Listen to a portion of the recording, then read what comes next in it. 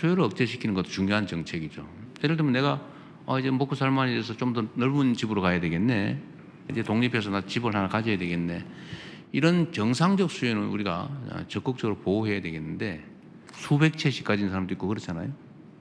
수십 채, 서너 채는 기본이고 이런 경우도 있어요. 이런 건 투기적 수요라고 하죠. 앞으로 집값이 오를지 모르니까 집을 좀 미리 무리하더라도 사놔야 되겠네. 이런 투기적 수요도 있죠. 집은 필수 공공재에 가까운데 그렇게 투기적 수단으로 만드는 게 바람직하지 않다.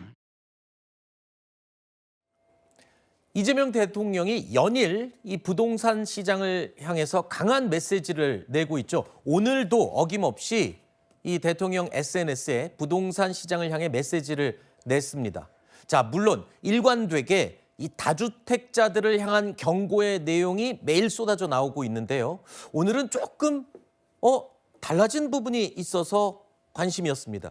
그러니까 이렇게 강력한 메시지가 쏟아지면서 시장에 급매들이 나오고 있다는 보도가 있었는데요. 그 보도와 함께 일시적이지만 이런 현상도 있다는 겁니다. 싼 매물이 좀 나오면서 그동안 이러지 저러지 못하고 눈치 보던 이 사람들이 싸게 나온 매물들을 가지고 그동안 옮기지 못했던 넓은 평수로 옮긴다든가 아니면 가고 싶었던 상급지로 옮기는 기회로 삼는 분들이 몇 분 계시다. 이런 보도가 있었거든요. 바로 대통령이 이 기사까지 링크를 공개하면서 똘똘한 한 채, 그러니까 다주택자들이 투기 목적으로 갖고 있는 그 똘똘한 한 채에 대한 경고와 함께 실거주하는 1주택자라고 해도 실제로 거주하지 않고 투기 목적으로 만약에 가지고 있다. 그럼 이것도 불이익의 대상이 될 수 있다. 이렇게 이야기를 한 겁니다. 더 강력한 메시지를 낸 거죠. 근데 저는 저 말씀은 네. 우리 헌법을 부정하는 거라고 봐요. 그러니까 저희가 대통령 말씀대로 사실은 이제 주택, 토지 등은 다소의 공공성을 갖고 있죠. 한정돼 있고 그렇기 때문에 우리 헌법상 보더라도 어느 정도 재산권을 제한할 수가 있는 건데 네. 그 본질적인 내용을 침해하는 부분을 대통령이 저렇게 말씀하시는 거 봅니다. 아니 한 채 갖고 있다. 다른 내가 두 채 갖고 있으면 혹시나 다른 분의 주거 안정을 해칠 수 있기 때문에 한 채만 가지세요. 이렇게 하는 것까지는 그렇다 하더라도 네. 그 한 채를 갖는 데 있어서 A 지역, B 지역, C 지역을 제가 옮겨 다니면서 그 한 채를 뭔가 학군 조정도 있을 수 있는 거고요. 네. 그다음에 직장에 옮겨지는 것도 있을 수 있는 거고. 네. 그야말로 또 다른 가격 상승을 기대하고 옮겨갈 수 있는 이거 수요 어떻게 구별하죠? 구별 못합니다. 근데 대통령께서 이렇게 옮겨 다니는 또는 잠시적으로 한시적으로 이렇게 옮겨 다니는 것을 투기적 수요라고 하는데 네. 그렇다면 대통령께서는 왜 분당에 있는 집을 안 팔았죠? 계양구에 국회의원 하시면서 분당에 집 팔지 않았잖아요. 그 이유가 뭔가요?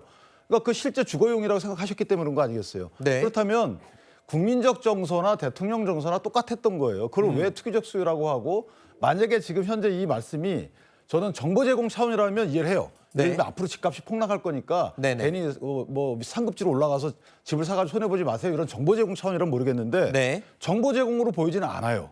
그렇다면 저거는 국민의 재산권에 대해서 본질적인 침해를 말씀으로 하는 거라서 매우 부적절하다 이렇게 봅니다. 흔한 예로 그러니까 지금까지 대통령이 전하는 메시지는 분명합니다. 다주택자들 투기를 위한 수요 여기에 대해서 강력한 메시지를 보는 건 일관됩니다. 달라지지 않았습니다. 단 예를 들어서 나는 실수요자로 한 채만 갖고 있었던 사람들은 나는 해당 사항 없는 얘기야 라고 안심을 하고 있었는데 오늘 메시지를 들어보면 예를 들어 아까 잠깐 말씀하셨지만 제가 직장을 만약에 이직을 했어요. 그런데 직장과 너무 멀어지다 보니까 이 집을 전세를 주고 그 전세 자금으로 회사 가까운데 전세를 간다.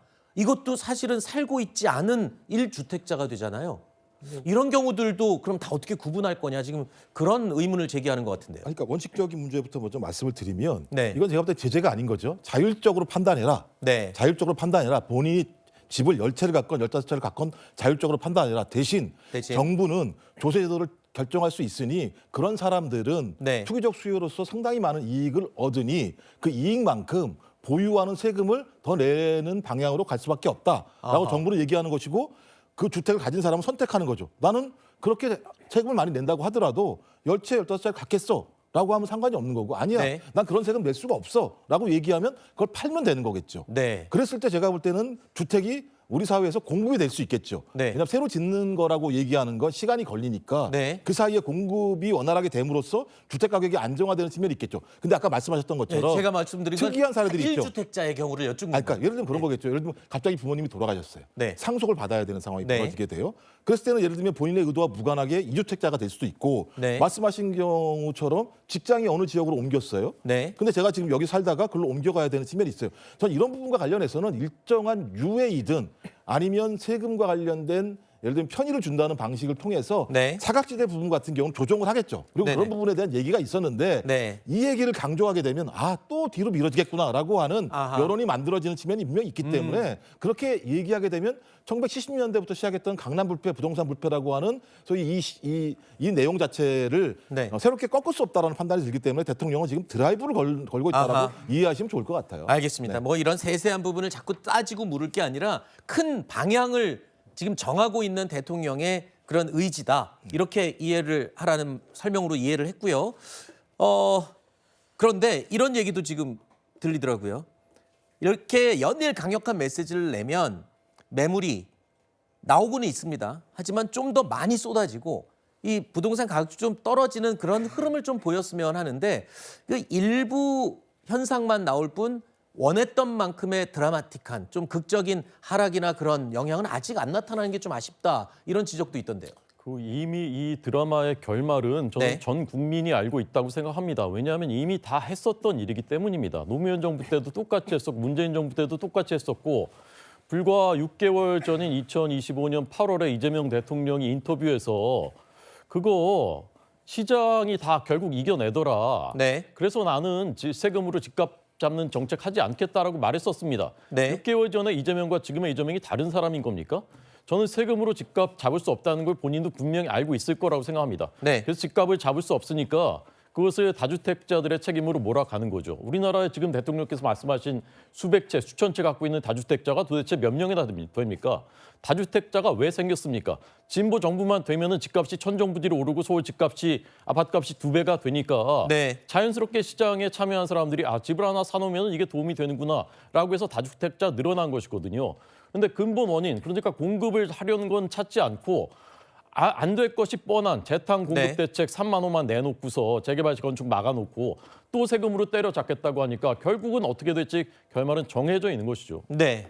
근데 이제 과거 신년 기자회견 때 대통령께서 하신 말씀을 좀 유심히 볼 필요가 있는데요. 말씀하신 대로 이 세금을 통해서 잡지는 않겠다라고 얘기를 하셨고 실제로 최근에 나오는 걸 보면 굉장히 국민들이 관심 가질 만한 이른바 알짜배기 부지에 공급을 하겠다라는 말씀을 네네. 발표하신 바가 있었죠. 근데 그때 기자회견 때 다른 얘기로 뭐가 나왔었냐면 반드시 필요할 상태일 때 이 세금 관련한 정책을 안 쓸 이유는 없다라는 말씀도 있었고 네. 그 외에 살지도 않으면서 투자용으로 집을 갖고 있는 것을 왜 세금을 깎아줘야 되냐라는 의문은 던지신 바가 있었습니다. 네. 그래서 그때에도 이 세금 관련한 정책을 통해서 집값을 잡겠다 뭐 그런 취지는 아니었다라고 하더라도 분명한 것은 다주택자에 대한 어느 정도의 세금 조정은 있을 것이다라는 것은 충분히 예견 가능한 상황이었고 네. 그에 맞춰서 저는 일관되게 대통령께서 소유보다는 거주를 중심으로 하는 어떤 주택 정책에 대한 그리고 세금 규제에 대해서 계속 말씀을 하고 계시고 이것이 실제로 이 지금 뭐 매물들이 나오고 있다라고 하지 않습니까? 네. 그러면서 정책적인 효과는 이미 시작이 됐다 이렇게 보입니다.